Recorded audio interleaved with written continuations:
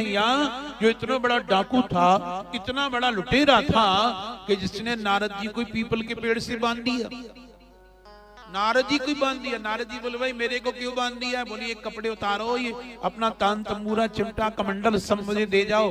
बोले क्यों? बोले मैं लूटपाट करता हूँ। बोले किसके लिए करता है? बोले अपनी बीवी बच्चों के लिए करता हूँ, अपने परिवार के लिए करता हूँ। नारद जी बोले भाई ये पाप है, ये चोरी जो तू करता है, लूटपाट जो करता है, ये तू पाप करता है। तुझे पता है तेरे इस पाप में कोई भागीदार है? तेरे इस पाप में कोई भागीदार है? तो उस लुटेरे ने कहा क्यों नहीं है, मेरी पत्नी भागीदार है, मेरे बच्चे भागीदार है, मेरे माँ बाप भागीदार है। अरे बाबरे, एक बार घर जाकर के उनसे पूछ के तो आ कि तेरे की हुए पाप में कोई भागीदार है कि नहीं। बोले बाबा तू भाग गया तो? बोले नहीं भागूंगा, इस पीपल से बांध जा। तो रस्सी लेकर के नारद जी को पीपल से बांध दिया और डाकू ने, डकैत ने, और घर में भागा गया। जाकर के अपने माँ बाप से बोला मैं जो चोरी करके लाता हूँ, जो लूटपाट करके लाता हूँ, इसमें तुम दोनों मेरे पाप में भागी हो कि नहीं? माता पिता ने मना कर दिया।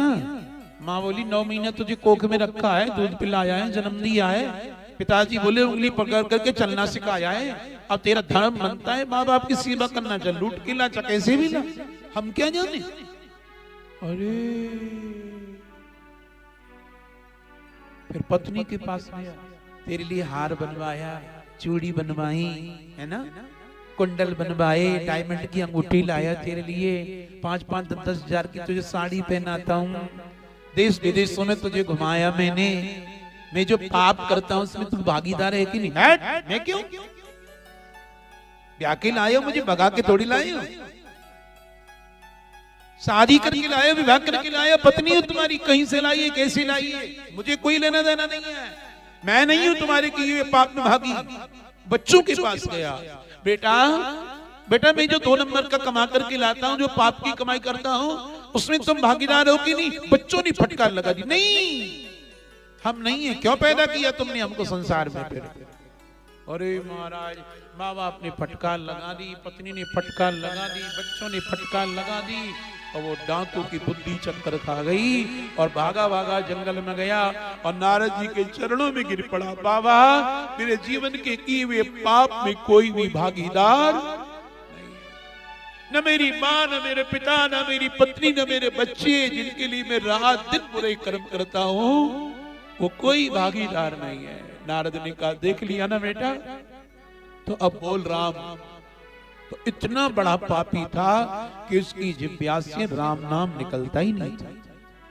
नारद जी कह रहे बोल बेटा राम, तो राम की जगह प्रभु क्या बोलता? मरा। नारद जी कहते राम बोल, वो कहता मरा। बोल राम, बोले मरा। तो नारद जी बोले बेटा तेरी जीव से राम नाम नहीं निकलता है, तू मरा ही कहना, मरा ही कहना। एक दिन तेरी जिह्वा से अपने आप राम नाम निकल जाएगा और तेरा कल्याण हो जाएगा, और धरती पर तू इतना बड़ा ऋषि बनेगा कि राम के आने से पहले राम की रामायण लिख डालेगा, राम चरित्र को लिख करके डालेगा। वही इतना बड़ा ऋषि बना जिसका नाम ऋषि वाल्मीकि हुआ। उल्टा नाम जपा जग जाना